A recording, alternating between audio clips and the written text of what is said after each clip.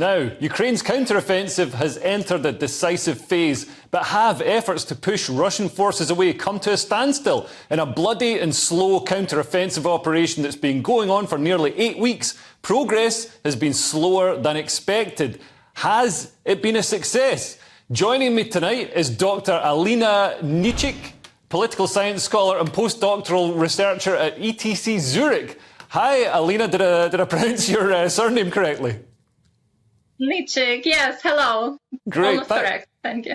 Great to have you in the studio. How do you think the offensive is going? I think, people had this idea that it was going to be, a quick rush to the Sea of Azov and it would all be over by July. It's very interesting for me how foreign politicians, experts were convinced that Ukraine would collapse in 3 days when Russia attacked, and now everybody is waiting that Ukraine will win this war in 2 weeks with Russia. And so we should remember that Russia is still bigger than Ukraine. It has more resources, it has more soldiers. And for example, today Ukrainian forces have broken through the most difficult lines, as they reported. And so it will possibly go faster now. And as for Russia, Russia still stays a black box. And also Ukrainian officials sometimes say that Russia will not have any missiles in 2 or 3 weeks, but that's not happening. And even for Western intelligence, Russia stays a black box. So it's very hard to predict what they have and how much weapons they still have left. And we shouldn't forget that Iran and China support Russia as well. Yeah, well, it's interesting that. It's interesting that you mention, Alina, that Russia is, a bigger and better resourced country. But, I mean, Ukraine is getting weaponry from all across the West, some, absolutely prime kit. They're getting Leopard tanks, Storm Shadow missiles. Do you think the promise of F-16s, and do you think some of the newer weaponry they're getting is going to make a difference? Well, we see Russia going to North Korea to get artillery shells.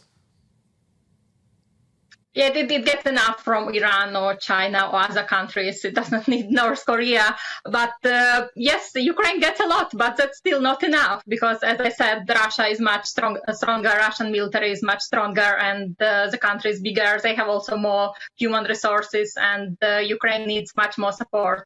What it gets, it uses very quickly. And if the West wants quick victories, then they need support much more.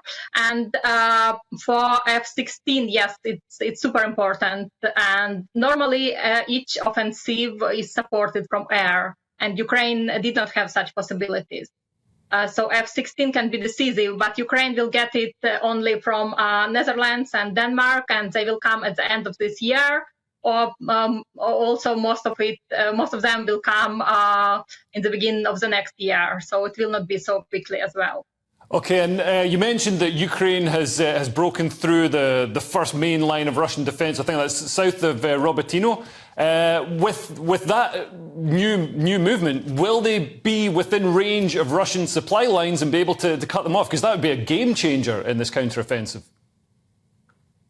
Well, it was just a few kilometers. The game changer would be reaching Azov Sea, and that would cut off Russia's land bridge to Crimea. That would be a cut off of Russian supply lines. But a few kilometers will not cut Russia off its supply lines. And Ukrainians were trying to attack Kerch Bridge, and that stopped a bit Russian supply lines, but that was repaired very quickly. This damage was not that big. So it's not that decisive as to influence Russian supply lines substantially.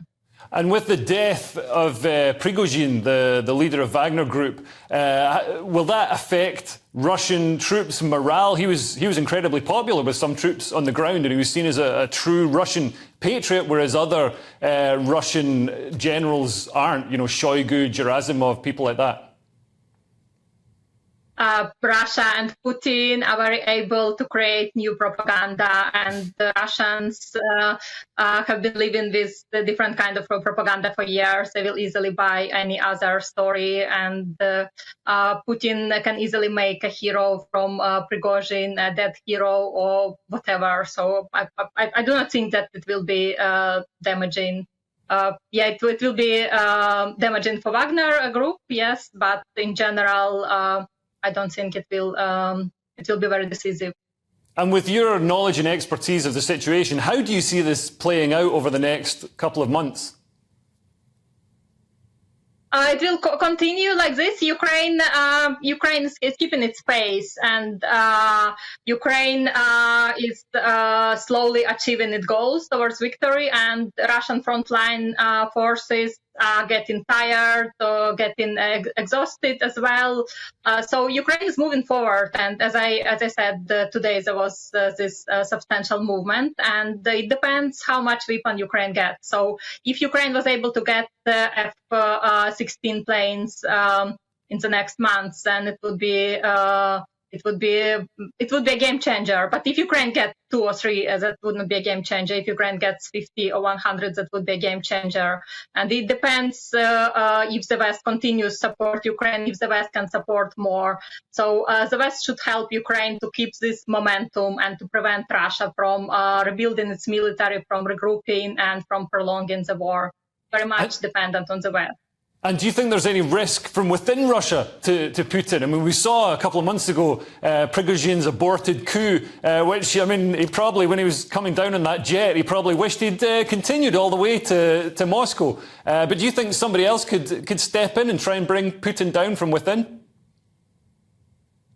There are different possibilities. Many in Russia also dissatisfied with this war. Many oligarchs or some people around Putin, but many people still support Putin. So he has great ability to unite elite around him. He has great ability to oppress the population and to feed them with propaganda.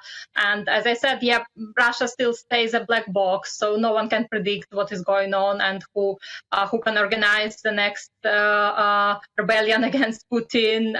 It's hard to say. Everything is possible, but Putin still has a lot of resources, and many ordinary Russians support him, and many in his surroundings still support him. He still has these possibilities. Okay, Alina, thank you so much for joining us tonight and telling us how the counter-offensive is progressing. That's Alina Nychyk, the Honorary Research Fellow at the Politics Department at the University of Manchester.